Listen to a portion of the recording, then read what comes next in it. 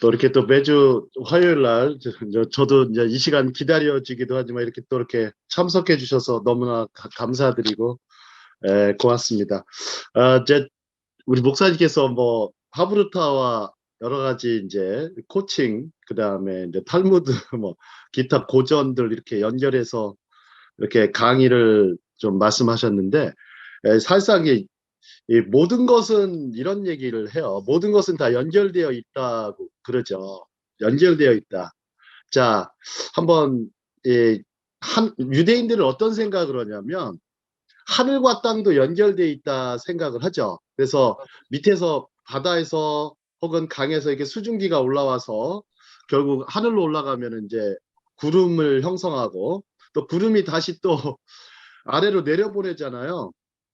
그 과정에서 이 만들어진 법칙들이 여러 가지가 있어요. 보면은 이 지구가 유지하고 이렇게 뭐 질량 보존의 법칙이라고 하나요? 연력학 법칙들이 있는데 그 법칙들이 희한하게 이 하나님의 그 뭐야 이 자연을 만물을 창조하신 그 원리와 계획 속에서 다 이루어진 거거든요.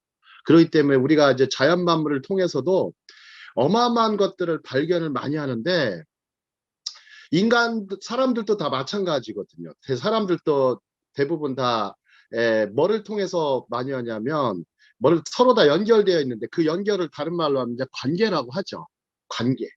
관계를 하는데 이 관계가 이제 어떤 분들은 굉장히 어떤 관계가 되게 좋으신 분들이 있고 어떤 분들은 관계가 굉장히 좀 막 힘들어 하시고 서로 이렇게 좀 뭐라 그럴까 관계가 어려운 분들이 많으세요. 근데 이 하브루타라는 것은 사실상 이 관계력과 관련이 깊습니다. 관계력과 관련이 깊어요. 그래서 관계력과 관련이 깊기 때문에 우리가 이제 하브루타를 할 때는 어떤 마인드를 갖춰야 됩니다. 어떤 마인드를 갖춰야 되느냐. 자, 이제 하브루타는 이제 기본적으로 어휘를 잘 아셔야 돼요. 어휘를 잘 아셔야 돼요. 한국에서는 여러 가지로 뭐 하브루타 수업을 막 다양하게 펼치긴 하는데 어휘나 어원부터 이렇게 살펴볼 필요가 있어요. 자, 한번 뭐 메모해 놓으셔도 좋습니다. 하브루타는 히브리어 철자가 하브는 무슨 뜻이냐면 의무라는 뜻이에요. 의무라는 뜻으로 변해요. 그러니까 하브는 의무라는 뜻입니다. 그래서 유대인들은 교육을 뭐라고 생각했어요? 의무로 생각했어요. 그래서 하브는 의무가 되는 거예요. 의무. 그 다음에 이제 의무가 되는데 그러다 보니까 유대인들이 뭐를 시켰냐면 세계 최초로 의무 교육을 시킨 거예요. 의무 교육은 뭐를 말씀할까요? 우리 김백 코치님 의무 교육하면 떠오르는 거. 중학교, 고등학교, 초등학교입니다. 예, 무상 교육이기도 하고요. 네. 누구든지 다 졸업을 시킨다는 거예요. 반드시 초등학교, 중학교는 반드시 필수로 졸업을 시키고 그 과정에서 무상으로 교육하고 교육하는 것을 가리키죠. 그 다음에 또 하나는 국민들은 또 교육에 의무가 있는 것입니다. 근데 유대인들은 어느 정도냐면 교육을 의무를 넘어서 거의 종교 수준으로 하고 있어요. 종교 수준으로 굉장히 아주 교육을 철두철미하게 강조를 하고 자, 그 다음에 하브가 레이시를 만나면 하베르가 되죠. 하베르는 친구라는 뜻이 됩니다. 친구라는 뜻입니다. 하베르는 친구라는 뜻인 거 다 아실 것 같고요. 혹시 그 성경 속에 친구와 비슷한 단어가 헤브론이에요. 헤브론.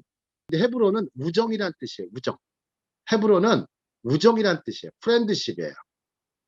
그 다음에 거기서 또 발전을 해서 하브루타라고 하면 그게 바로 우정 시스템, 즉 학생들과 친구와 함께하는 공부. 그래서 저는 이제 하브루타를 해석할 때 친구 공부법이라고 해석합니다. 친구 공부법. 자, 친구 공부법이라고 해석할 수 있고 하브루타가 또 하브라가 되면은 무슨 뜻이 되냐면 하브라는 그룹 스터디를 가리켜요. 그룹 스터디. 그러니까 집단을 형성해서 공부하는 것을 하브라라고 합니다. 하브라. 그러니까 이스라엘 땅에 가 보면요. 혹은 뉴욕에 가 보면 유대인들이 둘씩 짝을 지어서 공부하는 현장을 볼 수가 있는데, 보통 이제 그 현장은 이제 예시바 대학에서 유대인 종교대학 혹은 토라학교라고도 합니다.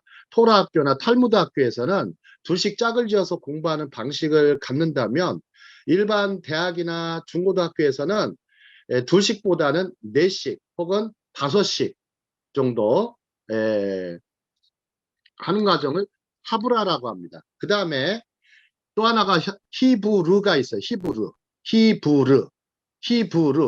히브르는 뭐냐면, 히브르는 장문이란 뜻이에요. 장문. 컴포지션을 가리켜요. 장문. 히브르 장문입니다. 장문이란 뜻도 되고, 또 심지어 작곡이란 뜻도 됩니다. 작곡. 그 다음에 조금 어려운 단어인데요, 메모해 놓으셔도 좋겠습니다. 타크부르트라는 단어가 있어요. 타크부르트가 되면 이때가 쓰는 단어가 두 가지가 있습니다. 하나는 교통. 자, 두 번째 단어는 소통. 그러니까 타크부르트가 교통, 소통입니다. 그래서 타크부르트가 되면 교통, 소통이 돼요. 이 단어들 한번 보세요. 조합이 놀랍지 않나요? 굉장히 놀랍습니다.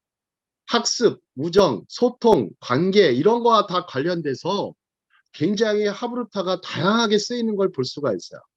그 다음에 장문이라는 것도 있고 작곡도 있기 때문에 여러분도 생각해 보십시오. 유대인들에게 하브루타가 그 사람들의 교육의 근간이 된다는 것을 볼 수가 있어요. 자, 경우의 근간이 되는데, 자, 뭐 오늘 뭐 하브루타 코칭하면서 뭐 거기까지 뭐 제가 뭐 더 나갈 건 없는 것 같고, 자, 오늘 이제 화면상에 나타나는 것은 폭풍의 언덕입니다. 에밀리 브론테가 쓴 유명한 영국을 대표하는 여류 문인이었죠. 에밀리 브론테. 혹시 에밀리 브론테의 동생을 아세요?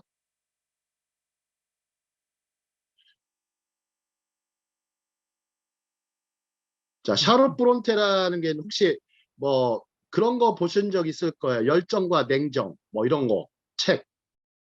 음. 오만과 편견? 예.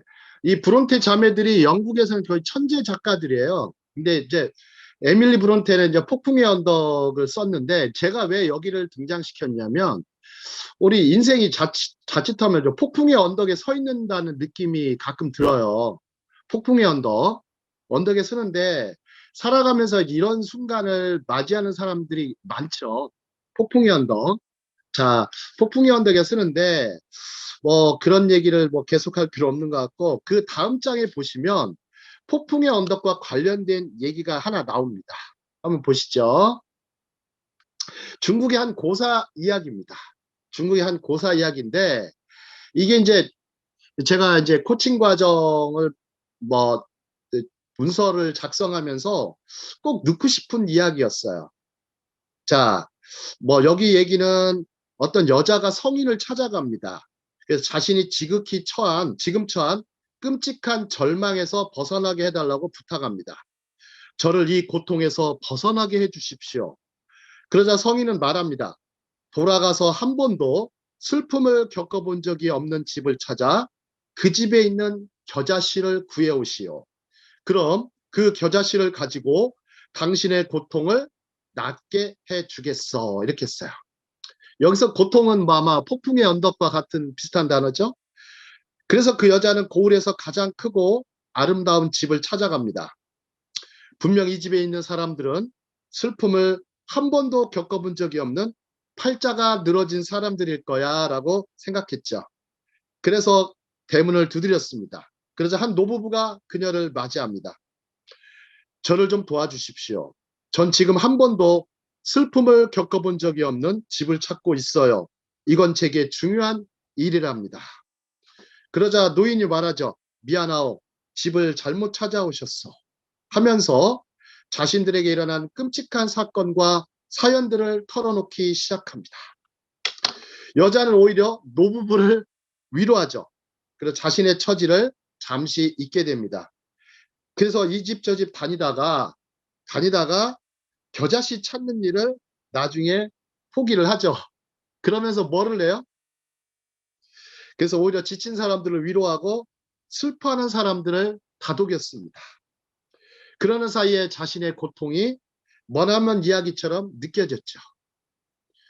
자, 그녀는 결국 겨자씨 찾는 일을 자신의 인생에서 슬픔을 몰아내 주는 것임을 깨달았습니다.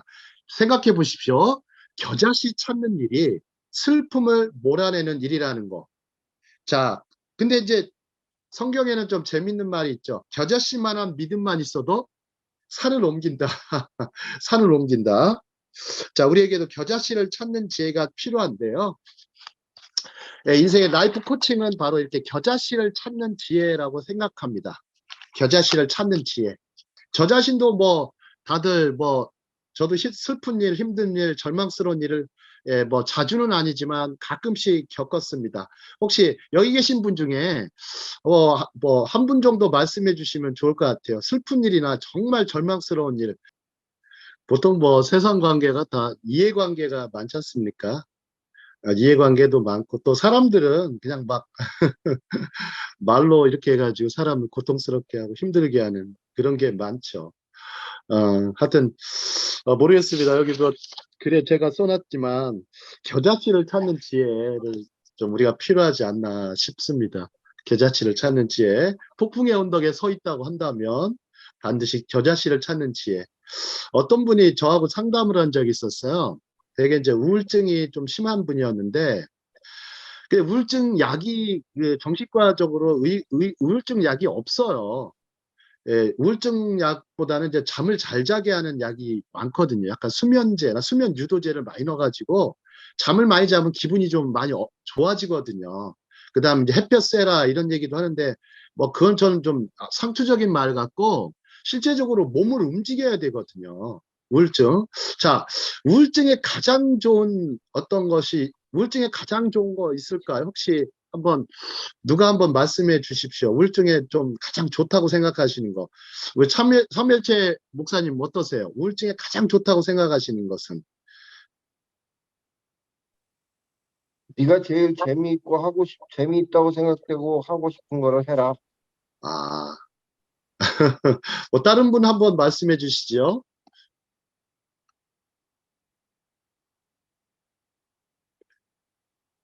기쁨이 임하면 되죠, 기쁨. 하나님 주신 기쁨이 막 넘쳐나면 예. 네, 보- 우울한 마음이 싹 사라지죠. 이제 어떤- 보통 이제 크리스찬 분들은 그렇게 좀 어- 긍정적으로 생각하고 좀 좋게 보는데, 병이 치료하려면요 많이 웃으라 그랬거든요. 네. 드라마 중에서도 코미디 아, 코미디를 많이 보래요. 그러면은 그 웃음 속에서 치료가 된다. 뭐 우울증뿐만이 아니라 다른 병도. 그래서 제가 많이 웃으려고 하고 있습니다. 그러니까 웃음이 치료입니다. 네. 웃음이 치료도 있듯이. 명약이죠. 예, 웃음이 네. 명약입니다. 네. 네. 성경에도 써 있지 않습니까? 네. 웃음이 명약이라는 말 많이 씁니다. 그리고 근데 우울증 환자는 그 햇빛을 많이 쓰라 그러더라고요. 햇빛. 예, 햇빛을 많이 쐬라. 햇빛을 많이 쓰고, 그리고 남을 많이 섬기라 그러더라고요. 네네네. 음. 그 저한테 상담이 와가지고 그래서 어떻게 했냐면 역전에 나가 보시면 노숙자들이 많다. 배 굶는 분들이 많으니까 음. 가서 그분 중에 한 분을 만나서 식사 좀 하고 와라. 그랬더니 식사 좀 하고 와 했더니 왜 뜬금없이 그런 얘기하느냐. 당신이 의사도 아닌데. 아니 나는 노숙자 만나서 한번 그 사람의 심정을 들어보는 시간 가져봐라 했더니 진짜 한번 갔다 왔어요. 갔다 왔는데 갑자기 막 얼굴에 그냥 기쁨이 넘쳐가지고 갔다 와서 그 사람을 만나서 어떤 사람을 만나서 점심 식사를 한 거예요. 식탁에서. 근데 그 사람의 라이프 스토리를 듣더니 자신이 너무나 괜찮은 사람이라는 것을 발견한 거예요. 그러면서 역시 우울증이라는 게 어떤 외부적으로 어떤 뭐 햇볕도 쐬야 되고 좋은 음악도 들어야 되고 혹은 기도도 해야 되고 명상, 묵상도 해야 되고 하지만 결국에는 사람의 병은요. 사람에게서 나아요. 영적인 것은요. 영적인 것으로 해결해야 되고 육적인 것은 육적인 것으로 해결해야 됩니다. 지적인 것은요, 지적으로 해결해야 돼요. 공부를 못하면 공부 잘하는 방법을 찾으면 되고, 예? 그렇죠. 신앙생활을 못하면 또 신앙생활 잘하는 사람을 통해서 찾으면 돼요. 정말 어렵지 않습니다. 쉽게 생각해 보시면. 근데 또 어떤 분은 저하고 상담을 하는데 신앙 상담을 했어요. 정말 저는 예수님을 만나고 싶어요. 어떻게 예수님을 만날 수 있을까요? 제가 어떻게 말씀했을까요? 성경대로 얘기해 줘야죠. 너희가 전심으로 나를 찾고 찾으면 내가 예수님을 찾으면. 만나리라 그랬었어요. 예. 전심으로 나를 찾고 찾으면 만나리라 그랬어요. 자, 잠언서에 그렇게 써 있죠. 내가 전심으로, 너희가 전심으로 나를 찾고 찾으면 나를 만나리라. 그래가지고 그분한테 정말 열애기야 전심으로 한번 29장에 찾아보셨네요. 있어요. 14절. 네. 전심으로 찾으시면 꼭 만나 주십니다. 아멘. 본인이 만나려고 하는 마음이 소원이 있으면 반드시 만나 주십니다. 예수님 만나는 것은요, 대통령 만나는 것보다 쉽습니다. 그 얘기를 했어요. 했더니 그날 밤에 간절히 막 전심으로 기도했나 봐요. 그 다음날 전화가 왔어요. 갑자기 뭐 예수님이 나타났다는 거예요. 예? 자신의 기도 중에. 그러더니 전심으로 진짜 했다는 거예요. 그러더니 막 180도 변해가지고, 이 사람이 그냥 갑자기 저보다 더 막, 더 할렐루야를 외치더니, 이야, 세상에 그렇게 달라질 줄 몰랐어요. 이게 참, 전도라는 게 참, 이렇게 해야 되는구나. 그냥 예수 믿으세요. 이렇게 할 게 아니라, 전심으로 한번 찾아보라고. 전심으로 찾아보면 반드시 만나주신다는 거. 우리가 좀 믿으려고 해도요, 믿어지지 않아요. 쉽게 믿어지지 않습니다. 그냥 전심으로 구하고 찾고 두드리는 가운데 만나주시고 역사하시고 우리의 심령을 새롭게 하시고 거듭나게 하시는 거죠.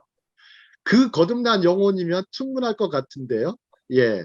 하여튼 뭐 그렇습니다. 하여튼 제가 좀 말씀드리는 게 뭐냐면, 코칭 과정 하면서 정말 사람의 문제는 사람에게서 찾아보면 됩니다. 하지만 꼭 반드시 너무 사람만 찾으면 또 안 되겠죠. 너무 지나친 의존심은 버려야 됩니다. 지나친 의존심. 자, 되도록이면 하나님께 들고 나오는 것이 제일 좋습니다. 하나님께 들고 나오는 것이 제일 좋습니다. 아멘. 자, 우리는 자꾸 사람의 말에 너무 신경 쓰는데 하나님의 말씀에는 왜 이렇게 신경을 안 쓰나 몰라요. 되게 무신경합니다. 되게 무신경합니다. 하나님의 말씀에는. 자, 신경을 하나님의 말씀에 더 쓰시는 분들이 되셨으면 좋겠고요. 다음 장 한번 읽어보실까요? 자, 헬렌 켈러. 자, 다음 장 보시죠. 헬렌 켈러 두 줄 읽어보겠습니다. 여러분이 시작. 여러분이 정말 불행하다고 느낄 때 세상에는 당신이 해야 할 일이 있다는 것을 떠올려라. 당신이 다른 다른 사람의 사람의 고통을 고통을 덜어줄 수 있는 한 삶은 삶은 삶을 바꾸지 않다. 자, 남의 고통을 돌아보는 거, 돌아볼 때 자신의 삶이 헛되지 않다라는 거. 자, 근데 이제 유대교로 한번 가보죠. 탈무드나 유대교를 가보면 한번 보시죠. 보통 우리가 보면 하나님이 다 뭐 모든 것을 다 하실 것 같지만 하나님이 모든 것을 다 하시지 않습니다. 반드시 이 땅에 하나님이 다 갈 수가 없어서 누굴 두셨다고 그래요, 세상에? 사람을 어머니를 두셨다고 하죠. 그죠? 어머니. 다 갈 데가 없어서 어머니를 두셨다고 하고, 그 다음에 창조를 하시고 나서 그 창조된 세상을 관리하는 청지기로 인간을 만드셨습니다. 자, 유대교는 같이 읽겠습니다. 유대교는 시작. 유대교는 하나님과 함께 자신의 자신의 계획을 완성하는 것을 가장 중요한 원칙으로 원칙으로 삼는다. 유대교는요, 하나님과 함께 자신의 계획을 완성하는 거예요. 반드시. 사람들은 다 하나님의 계획과 있고 사람의 계획이 있겠죠. 자, 사람의 계획과 하나님의 계획은 상당히 다르죠. 사람의 생각과 하나님의 생각은 다르죠. 근데 유대교에서는 오히려 유대교에서는 하나님과 함께 자신의 세운 계획을 완성하는 것을 가장 중요한 원칙으로 삼습니다. 원칙으로 삼습니다. 자, 한번 오병이어 사건을 생각해 보시지요. 오병이어 사건. 그때 당시에 갈릴리 호반에서 예수님께서 5천 명의 사람들 먹이실 때 제자들 중에 제자들 중에 그게 있었죠. 빌립이 이 사람들을 어떻게 먹이겠느냐? 먹일 수 있겠습니까? 빨리 때는 저녁이고 돌려보내야 된다 그랬는데 예수님이 갈 것 없다. 너희가 먹을 것을 주어라. 너희가 먹을 것을 주어라. 너희들이 할 일이 있다라는 거죠. 할 일이 있었는데 근데 그러다 보니까 이제 안드레가 이제 점심 도시락을 들고 나옵니다. 어린아이의 점심 도시락, 즉 오병, 떡이 5개, 물고기 2마리를 들고 나오죠. 예, 그 당시에 이 사람들의 그 야외에 식사할 수 있는 도시락이 그렇게 됐습니다. 유대인 문화에서는 떡이 5개, 물고기 2마리를 자주 수령하고 다녔어요. 그 당시에. 예, 다녔는데 그 당시 예수님이 말씀하신 게 너희가 먹을 것을 주어라 하시면서 그러면서 이들이 뭐를 생각하냐면 빌립은 뭘 계산했죠? 단순히 물리적인 돈만 계산했습니다. 빌립은 아주 경영학자예요. 물리적인 돈만 계산했는데 안드레는 어떻게 했죠? 예수님께 들고 옵니다. 예수님께 들고 와서 예수님과 함께 자신의 세웠던 그런 그것을 계획을 완성하는 일을 합니다. 그렇게 해서 5천 명을 먹이는 역사가 있는데 성경은 이렇게 말을 하죠. 갑자기 말을 하는데 물고기를 막 불려가지고 물고기와 떡을 막 불려가지고 막 갑자기 수만 개를 만들었다 얘기는 안 합니다. 안 하고 그것은 여러분들의 판단에 맡깁니다. 믿음의 판단에 맡깁니다. 믿음의 판단. 반드시 이게 중요합니다. 우리가 예수님이나 하나님을 생각할 때는 너무 기적의 주님만 생각해요. 기적의 주님만 생각해요. 그래서 예수님이 다 해주실 거야 라고 하나님이 다 해주실 거야 라고 생각하는 것은 대착각입니다. 정말 대착각이에요. 대착각입니다. 우리는 하나님과 함께 동행하면서 이 사역을 이루어 나가는 것이고 완성해 나가는 것이고 우리의 삶의 계획과 목적을 이루어 나가는 것이죠. 자, 그래서 뭐를 해야 합니까? 탈무드는 2가지로 답합니다. 자, 유대인들은 하나님과 함께 자신의 계획과 사명을 완성하는 것을 중요한 원칙으로 삼는 이유가 있습니다. 탈무드는 2가지로 답합니다. 2줄 읽어보겠습니다. 시작. 일을 완성하는 완성하는 것은 것은 완전히 너에게 달려 있는 것이 아니다. 그러나 그렇다고 그 일을 포기해서도 안 된다. 예. 우리가 너무 이제 자신이 다 하려고 해도 안 되고 그렇다고 해서 그 하는 일을 포기해서도 안 되는 것이죠. 하다 보면 하나님의 도우심을 경험할 수가 있습니다. 자, 그 다음에 여기 밑에 보시면 나는 하나님의 피조물이며 내 이웃 역시 그의 피조물이다. 나는 도시에서 일을 하고 내 이웃은 들판에서 일을 한다. 우리 둘은 모두 일찍 일어나 일을 하러 나간다. 그가 내 일을 대신할 수 없듯이 나 역시 그의 일을 대신할 수 없다. 하지만 우리의 영혼이 하나님을 향하고 있는 한 중요한 일을 하건 하찮은 일을 하건 그것은 그다지 중요하지 않다는 것을 알아야 한다. 이게 탈무드에 나오는 내용입니다. 탈무드 놀랍지 않습니까? 우리가 보면 탈무드 책을 자꾸 배격하시는 분들 계신데 혹시 탈무드 내용 중에 이렇게 기독교를 공격하고 배격하는 내용들 찾아보신 적 있으십니까? 혹시 요셉 목사님 어떠세요? 탈무드를 읽어보질 않아가지고 모르겠어요. 예, 보통 크리스찬들은 탈무드를 금서로 여기는데요. 금서로 여기는데 상당히 제가 봐서는 저도 그 약간 편견과 선입견이 엄청 강했어요. 그냥 탈무드 이야기집, 소위 이제 하가다라고 그래요. 전래동화나 우화, 어떤 이솝우화 같은 그런 부분은 너무 좋았어요. 랍비들이 어떻게 지혜롭게 문제를 해결하고 혹은 좋은 질문에 좋은 답변을 하는 모습을 보면 그게 너무 좋았어요. 그거는요, 감성적인 탈무드예요. 근데 진짜 칼무드는 우리의 지성과 영성을 굉장히 요구를 해요. 지성과 영성을 굉장히 요구합니다. 우리가 좀 감성에 머무르는 순간 그것이 저는 위험하다고 생각합니다. 정말 위험해요. 감성에 머무르는 순간. 왜? 감성은 진리가 없거든요. 감성은 진리가 없어요. 예, 스토리는 있지만 그 속에는 진리가 없거든요. 근데 근데 지성과 그 영성에서 진리를 찾아야죠.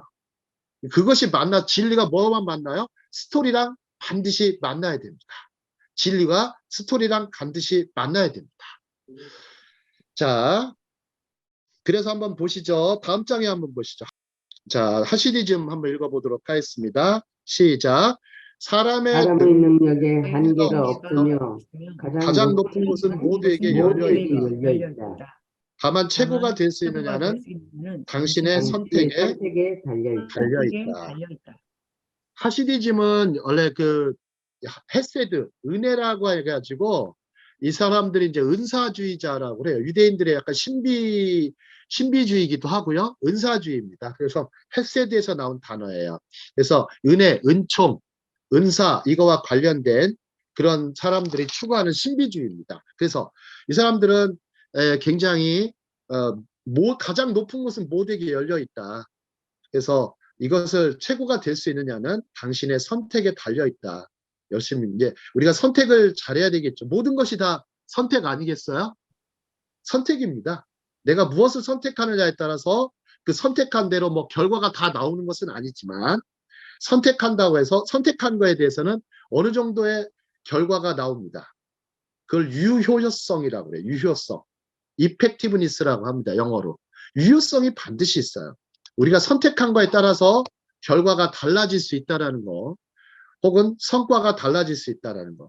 뭐 선택 아니겠습니까? 여기에 오신 분들도 이 강좌를 선택하신 거예요. 선택하신 거고, 뭐 제가 선택한 건 아니니까 선택하신 겁니다. 자, 이 선택한 거에 대해서는 또 집중을 하시는 것이 좋죠. 근데 선택도 뭐 선택 나름일 것 같아요.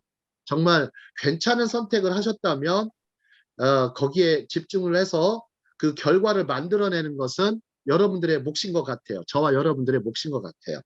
자, 그래서 한번 보십시오. 자, 마르틴 부버라는 분이 또 탈무드를 인용합니다. 랍비 바에가 자신의 스승에게 물었다. 우리 또 김야엘 우리 저기 선교사님 말씀해 주실 수 있겠어요? 하나님께. 네. 읽어달라고요? 예, 예.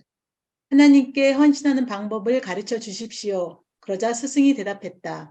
네가 어떤 길을 선택해야 할지 나는 말해줄 수 없다. 너의 마음이 어느 길로 가고자 하는지 잘 들어보아라. 그리고 온 힘을 다해 그 길을 가라. 너무 내용이 좋죠. 자, 질문은 뭐 여기 자신의 마음의 소리를 잘 들어보라고 했는데 우리가 좀 마음의 소리를 듣는다는 게 좀 어려운 것 같아요. 되게 마음의 소리. 마음이 진정 원하는 사운드를 듣는다는 건데 자, 마음의 소리. 우리 그런 건데 결국 길을 만드는 것은 남이 아닌 자신이 해야 한다는 뜻이 아닐까 저는 이렇게 해놨는데 이거에 대해서 한번 오늘 고민해 보십시오. 정말 내가 마음에 원하는 것은 무엇이 한번 고민해 보시고 이걸 한번 적어 보십시오. 적어보다 보면 근데 우리가 너무 이제 귀찮아하는 게 참 많습니다. 왜 이게 사람들이 귀찮아하는 게 참 많습니다. 그래서 이제 우리가 살면서 제가 많이 느끼는데요. 사람에게 가장 걸림돌은요. 귀차니즘이에요. 귀차니즘이 저는 제일 걸림돌이라고 봐요. 귀차니즘. 뭐 이렇게 귀찮은지 혹시 사막 투어나 광야 투어 해보신 적 있으세요? 네, 사막 투어나 광야 투어. 그럴 때 제일 힘든 게 뭘까요? 빨리 끝났습니다. 예, 빨리 끝났으면 좋겠다. 제일 힘든 게요. 물이 저는 없다. 모래알입니다. 아, 제일 모래. 힘든 게 모래알이에요. 모래 이게 없- 발가락 속에 모래가 들어가잖아요. 음. 와, 미칩니다. 굉장히 귀찮은 거예요, 이거. 그렇다고 해서 모래가 들어가는데 계속 걸을 수는 없잖아요. 아이, 양말 벗는 게 귀찮은 거예요. 저는 이 양말 벗는 게 귀찮더라고요. 그래서 양말 안 벗으면 어떻게 되죠? 계속 귀찮지. 계속 이제 발에서 피가 나죠. 그리고 염증도 나고. 그래서 장거리를 못 걷습니다. 그래서 광야 투어나 사막 투어 할 때는 항상 그 모래가 제일 걸림돌입니다. 신발 속에 들어가서 보세요. 물론 물도 챙겨가고 그거야 뭐 챙겨가는 거대로 되니까 뭐 되겠지만 사막에서는요 모래가 들어가서 그 발가락을 다치게 하고 힘들게 하는 겁니다. 그것이 굉장히 귀찮거든요. 뭐 모래바람이 일어나는 것은 아니고요. 그렇습니다. 그 귀차니즘을 굉장히 극복하셔야 돼요. 귀차니즘. 왜 한국 사람들이 질문을 왜 안 하는지 아세요? 귀찮아서? 귀찮아서 안 하는 거예요. 귀찮아서. 그렇죠. 그 선생님도 아유 저거 왜 질문하고 지랄이야 하면서 막 속으로 그렇다니까요. 왜 저거 질문하고 지랄이야 저거. 그럼 학생들도 쳐다보죠. 쟤 왜 질문했지? 질문하는 학생이 있어. 와 뉴스감이에요 그 친구는. 한국에서는 뉴스감입니다. 이야 질문하는 친구가 다 있네.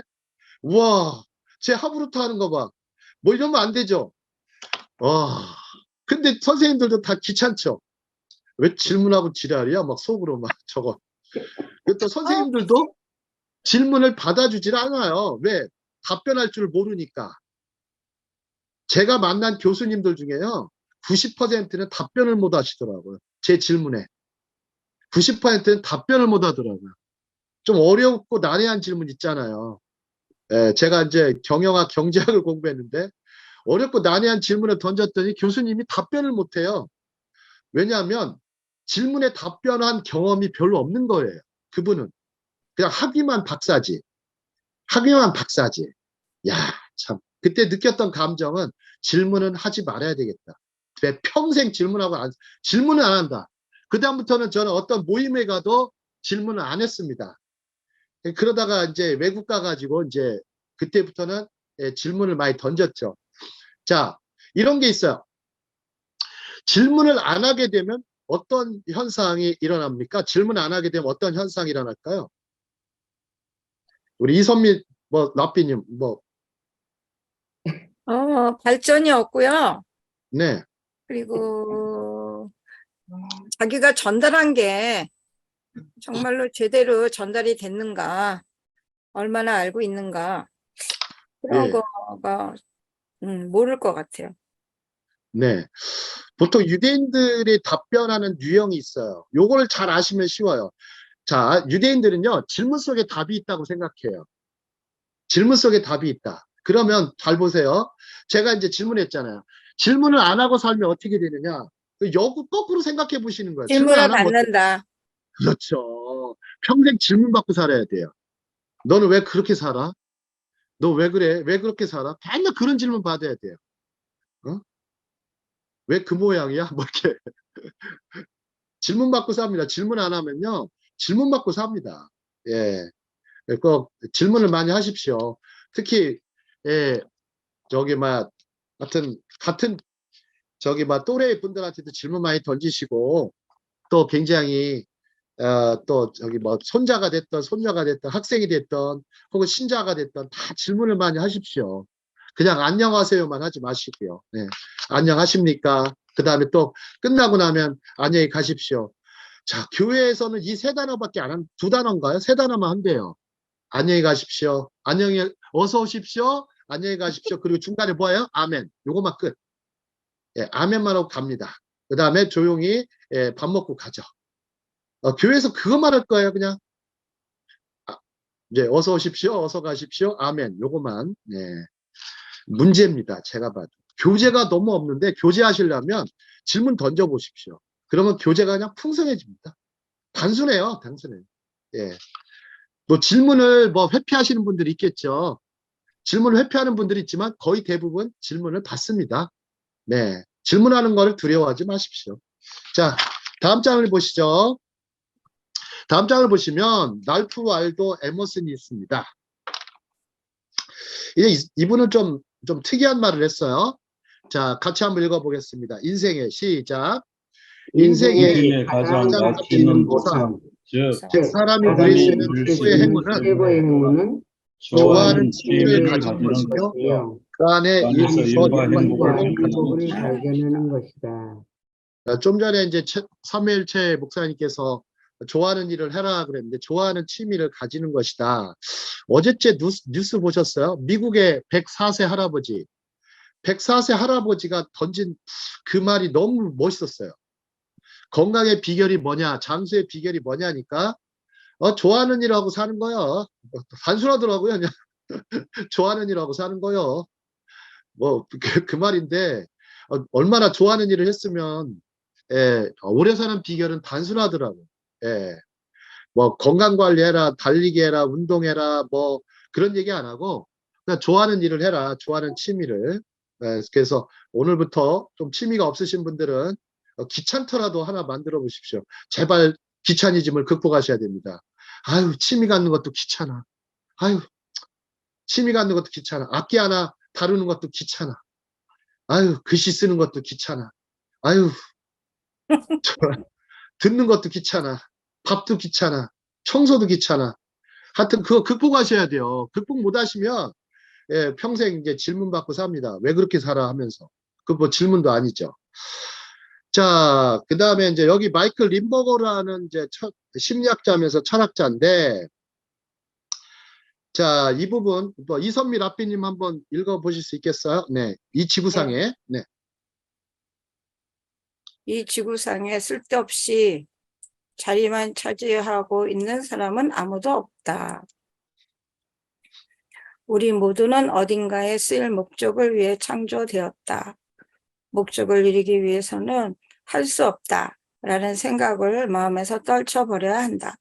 비록 장애물이 그 앞을 가로막는다고 해도 말이다.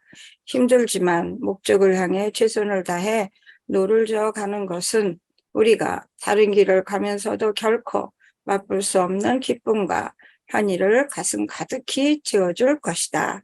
아멘. 아유, 네. 참, 쓸모없는 사람들이 아무도 없습니다. 인체 기관 중에도 쓸모없는 것들이 없다고 그러지 않습니까? 또 이렇게 버릴 것도 없다라는 것이죠. 그래서 근데 마음속에 할 수 없다라는 생각, 이 생각을 떨쳐버리는 것이 제일 중요합니다. 그다음 거꾸로 난 할 수 있다라는 생각을 가져야 됩니다. 할 수 있다. 할 수 있다. 할 수 있다. 자, 반드시 장애물은 반드시 만나게 되어 있죠. 하지만 이제 목적을 향해 최선을 다해 노를 저어가다 보면 정말 기쁨과 환희를 나중에 가슴 가득히 채울 것이다라고 말했습니다. 자, 그 다음에 이제 다음 장을 보시면 좀 재밌는 부분이 나와 있습니다. 자, 인문학의 마지막 분야 심리학을 공부하라 이랬어요. 자, 인문학이라고 하면 여러분들이 뭐 보통 뭐 인본주의 교육을 자꾸 생각하시기 쉽지만 인문학이라고 해가지고 반드시 그게 아닙니다. 그게 아닙니다. 혹시 기독교 최초의 인문학자가 누군지 아십니까? 기독교 최초의 인문학자, 최고의 인문학자면서 최초의 인문학자. 기독교 역사상. 하나님. C.S. 루이스. C.S. 루이스? 예, 그분보다 한참 앞서신 분. 성경 66권을 적어 했던 분입니다. 성경 66권을 최종적으로 정한 학자예요. 성자 어거스틴입니다. 어거스틴. 어거스틴 덕분에 우리가 66권의 성경이 정해졌어요.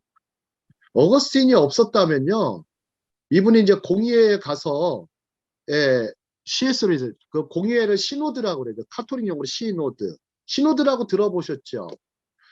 우리나라에 시노드에 가서 그걸 정합니다. 마지막. 근데 성경 66권을 정하는데 무려 3세기가 걸렸어요. 3세기가.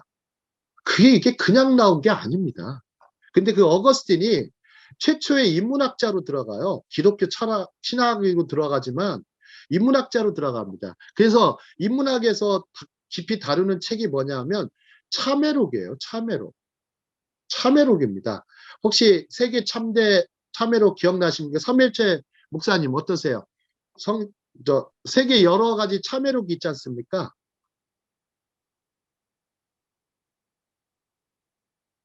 혹시 기억나시는 분? 세계에 여러 참회록이 있잖아요.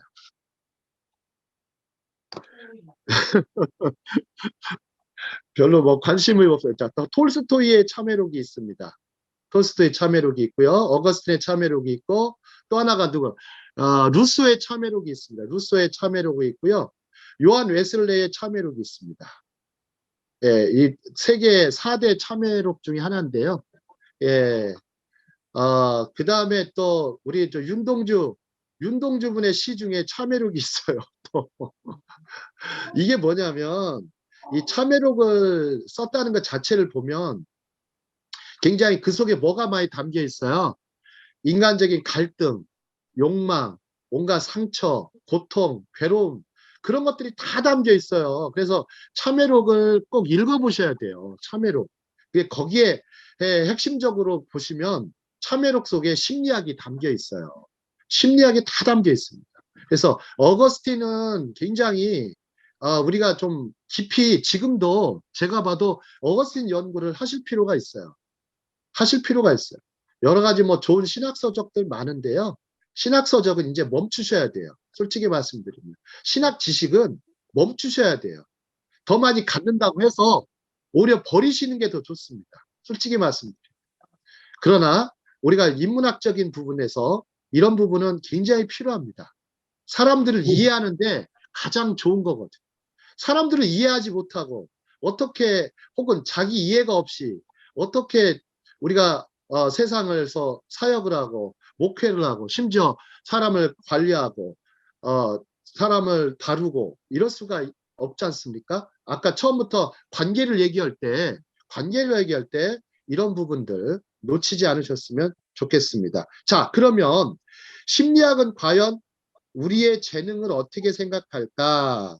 자, 보통 이제 심리학자들 중에 제일 그 유대인 심리학자 중에 이제 인본주의 심리학이라고 하죠. 인본주의 심리학의 대가는 보통 아브라함 메슬로우가 있고요. 아브라함 메슬로우가 있습니다. 자, 심리 욕구 단계 5단계설을 대부분 다 아실 거예요. 욕구 단계 5단계설을. 자, 빨간 글씨로 이렇게 써놓은 게 있는데요. 이 부분 한번 읽어보실까요? 시작. 최고의 정치자들은 정치자들을 보면 문제를 풀어 능력을 개발하고 실현하는데 최선을 다한다. 최선을 다한다. 이게 이제 욕구 단계 5단계설에서 마지막 단계인 자아 실현의 욕구입니다. 자아 실현의 욕구. 셀프 리얼라이제이션이라고 하죠. 자아 실현의 욕구입니다. 근데 이제 메슬로우가 이제 나이가 좀 더 들어서서 두 개의 욕구를 더 추가를 합니다. 두 개의 욕구를 더 추가를 하죠. 혹시 욕구 단계 혹시 1단계부터 기억나세요? 1단계. 자, 1단계가 뭐죠? 기본 욕구 생리적. 생리적 욕구. 2단계는요? 2단계가 안전할라, 편안한. 안전의 욕구. 3단계는요? 3단계가 소속인가? 소속의 욕구. 4단계는요? 4단계가 존중. 네, 존경의 욕구. 존경받으려고 그래요. 5단계가 자아 실현의 욕구죠. 그 다음 자아 장에 다 실현. 있습니다. 다음 장에 다 나옵니다. 자, 그래서 물어본 겁니다. 자, 다음 장 보시죠. 자, 나오는데 다음 장 보시죠. 자, 이렇게 나와 있습니다. 근데 생각해 보십시오. 우리가 보면 이 욕구가 5가지밖에 없을까 싶어요. 그 이상이 더 되죠. 자, 한번 보시죠. 그럼 6단계가 있어요. 메슬로우가 6단계, 7단계를 만듭니다. 자아 실현 어느 정도 되면 그 다음부터는 또 다른 욕구가 계속 일어난다는 거예요. 이 사람은. 욕심이 나니까. 욕심이 끝도 없네요. 진짜. 자, 다음 단계는 뭘까요? 혹시? 6단계는요. 메모해 놓으셔도 좋습니다. 지식이 지배하는 욕구예요. 지식이 지배하는 욕구. 이게 뭐냐면 배우는 욕구예요. 배움의 욕구. 계속해서 배우겠다. 지식이 지배하겠다. 내 속에 지식을 더욱더 지식 혹은 뭐 지식에는 여러 가지가 있죠. 뭐 팩트부터 시작해서 자료, 정보, 지식 뭐 다양하게 있겠죠. 그런 것들은 이제 지식이 지배하는 욕구라고 합니다. 그러니까 지식을 자꾸 추구하는 욕구. 그런 게 있죠. 나이 들으셔도 계속 공부하지 않습니까? 그것이 이제 지식이 지배하는 욕구입니다. 자, 그게 좀 6단계고요. 7단계는 뭘까요? 제일 큰 겁니다. 7단계. 예전에 한번 강의했었어요, 제가. 심미적 욕구입니다. 심미적 욕구. 미학을 추구하는, 아름다움을 추구하는 심미적. 욕구입니다. 심미적 심미적. 욕구. 심미적 욕구라는 거. 심미적 욕구라는 게, 근데 이제 매슬로우가 자신의 그 논문에서 이렇게 얘기합니다. 그러면 사람이 평생 가는 욕구는 뭘까요? 사람이 평생 지속되는 욕구. 평생 지속되는 욕구. 1번이 생리적 욕구입니다. 생리적 욕구. 생리 욕구는 의식주와 관련된 거기 때문에 먹고 사는 문제죠. 그거와 관련돼서 생리 욕구는 평생 가는 것이고요. 그 다음에 매슬로우가 또 재밌게도 심미적 욕구가 평생 가는 욕구라고 말씀을 합니다. 왜 그랬을까요? 제가 이제 이쪽 강의를 하니까 갑자기 어떤 분들이 굉장히 동의를 하시는 분들도 계셨지만 부동의 하시는 분들도 계셨어요. 근데 제가 뭐라고 말씀해요? 부동의한다면 그 이유를 대라고 그러죠. 이유를 3가지를 대라고 합니다. 저는. 근데 3가지를 못 대죠. 그러면 동의한 게 아니죠. 그건 잘못된 거죠. 예.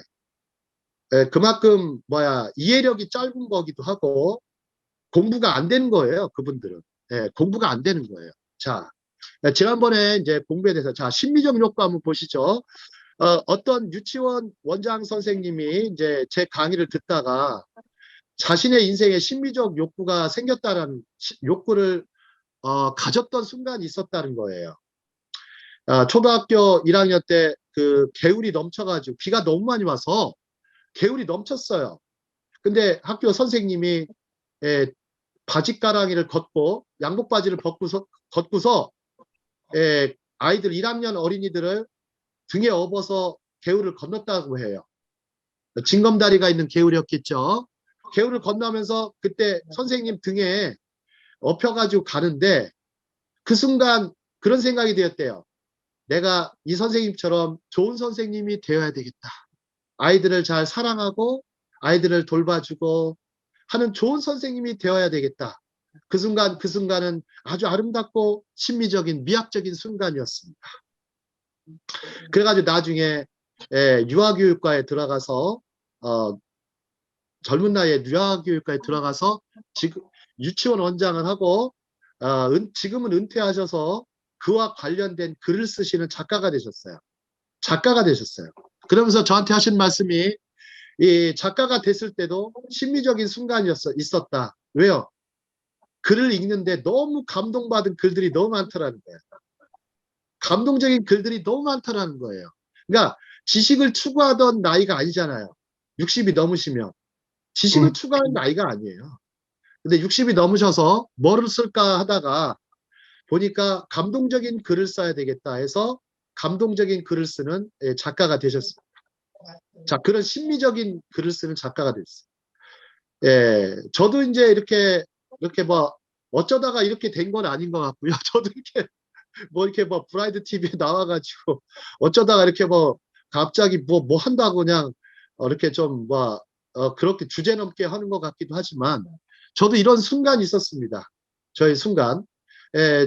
저희 아버지께서도 학교 선생님이셨고 또 그러다 보니까 어려서부터 이게 가르치는 일을 잘 해야 되겠다라는 것들도 있었습니다. 그래서 아버지는 단 한 번도 아이들을 때려본 적이 없으세요. 저는 굉장히 많이 맞았어요. 저는 굉장히 많이 맞았고 아버지는 때려본 적이 없으셨는데 작은아버님도 이제 학교 선생님을 하셨죠. 그러면서 저는 이제 마음속에 아이들을 때리는 선생님이 아니라 아이들을 세워주고 빌드업해주고 이 사회에 필요한 사람으로 만들어줘야 되겠다라는 다짐이 있었죠. 그러다 보니까 이제 공부를 계속하게 됐고 그런 계기를 통해서 가르치는 일 혹은 강의하는 일을 지금도 하게 된 것이고 이렇게 또 강의하는 책자로 만들 수 있게 된 것입니다. 혹시 어떤 여기 계신 분 중에도 선교사나 목회자가 되고자 하는 심미적인 순간이 있으셨는지. 자, 우리 삼일체 목사님 좀 어떠셨어요? 그래도 예전에 고대까지 가서 공부를 하실 정도로 수재셨는데 어쩌다가 이렇게 목사님이 되셨는지 신비적인 순간이 있으실 것 같은데요. 지금 저는 뭐 우리 외할아버지가 순교자셨고 목사님이셨고 우리 아버님 어머님이 목사님이셨고 저는 목사를 안 한다 그랬는데 어머님이 기도해서 났다 그래가지고 받쳐졌다 그래가지고 결국은 목사가 됐어요. 아, 그 뭐 거의 뭐 불가항력적인 은혜를 받으신 거잖아요. 굉장히 예, 거부할 수 없는 은혜. 뭐 예, 알고 보니까 그렇더라고요. 모를 때는 안 한다 그랬죠. 목사를 왜 하냐고 내가 미쳤냐고. 그 사는 것도 굉장히 그 딴뜻하게 살아야 되고 아우 난 거 싫더라고요. 근데 알고 났더니 이게 은혜였다. 지금 원장님이 말씀하신 대로 은혜더라고요 이게. 네. 또 다른 분들도 한번 말씀해 주시죠. 우리 또 어쩌다가 이렇게 좀뭐 이런 일에 이런 주님의 일에 제가 동참하게 말씀드려도 될까요? 예예예. 저는 선교사가 된 게 물론 어렸을 때 제가 동기가 좀 좋진 않았던 것 같아요. 그 몰몬교 그 사람들이 여기다 미셔너리 하고 선교사 하고서는 이렇게 막 동네를 다니면서 복음을 전했잖아요. 그랬는데 그 모습이 되게 좋아 보이고 그때는 저는 뭐 이단이라는 걸 몰랐고 그래서 저렇게 멋지게 복음을 전하러 다니면 좋겠구나 하는 그런 걸 보고 저는 또 선교사가 되고 싶었다라는 생각도 있었던 것 같아요. 그게 되게 심미적인 순간입니다. 심미적인 순간이 어떤 직업으로 혹은 사역으로 이렇게 나타나게 되거든요. 어떤 사람이 꿈을 꾼다고라는 대목이 있는데 꿈을 꾼다는 말보다는 저는 심미적인 순간을 만나야 된다고 생각합니다. 심미적인 순간, 어떤 결정적 계기라고 하죠. 결정적 계기, 심미적인 순간, 그 순간, 뭔가 깨달아지는 순간, 뭔가 좀 발견한 것 같은 그런 순간, 그런 모멘텀이 있거든요. 자, 미국의 역사를 한번 가보죠. 미국에 보면, 미국이 미국이 이제 아폴로를 쏘잖아요. 늦게 쐈잖아요. 뭐 믿거나 말거나 하지만. 그게 왜 쏜지 아십니까? 러시아가 스푸트니크를 쐈습니다. 하늘에 막 공중에 올렸어요. 스푸트니크를. 그때 충격을 받아요. 미국인들이. 충격을 받습니다. 세계 1위 국가. 야, 우리가 세계 최고 가는 국가인데, 야, 이게 러시아가 먼저 쏴? 러시아, 혹시 한번 보시죠. 우주선 있잖아요. 우주선은 완전히 인류의 그 지식의 완전히 종합체입니다. 인류의 지식의 종합체예요. 그 속에 수학, 물리학, 뭐 전자공학, 뭐 다 들어있습니다. 이제 어마어마한 건데, 그게 미국의 충격을 받아요. 그게 이제 미국 사람들한테 심미적인 순간이었던 거죠. 야, 우리도 쏘자 해가지고 이제 케네디가 막 그 순간에 그냥 해가지고 나중에 이제 아폴로를 쏘게 됐는데, 믿거나 말거나 합니다. 인간이 뭐 달나라에 간지 안 한지는 저는 잘 모르겠습니다. 예. 뭐 지구 밖으로 어떻게 벗어나는 것 자체가 뭐 얼마나 어렵습니까? 저는 이제 지구 밖이라는 대목을 쓰는데, 달나라도 지구일까요? 아닐까요? 맞춰보세요. 이상한 질문이죠? 지구의 영향권 안에는 지구의 위성이죠. 지구에 들어간다고 할 수 있을까요? 그러면 혹시 도시가 있어요. 위성 도시가 있잖아요. 위성 도시. 위성 도시는 그러면 도시가 있는데 그 서울의 위성 도시들이 다 수도권이라고 하잖아요. 예, 지구의 영역이요. 달나라까지입니다. 그래서 여러분들 잘 모르셔서 그렇지 우리가 영역을 넓혀보면 뭐 딴 얘기지만 하여튼 그런 순간들이 있습니다. 여러분들에게도 그런 순간들이 있으셔서 지금의 오늘의 자신의 모습을 만드신 것이고 여러 가지 많은 어려움과 여러 가지 현실적인 제약 조건, 힘든 거 그런 상황들이 있지만 이런 상황 가운데서도 정말 계속 하나님의 은혜로 지금까지 지내온 것이고 또 앞으로도 이렇게 하나님의 또 은혜로 지내올 거라고 저는 지나가실 것이라고 그렇게 믿습니다. 오늘 강의는 여기까지 하도록 하겠습니다.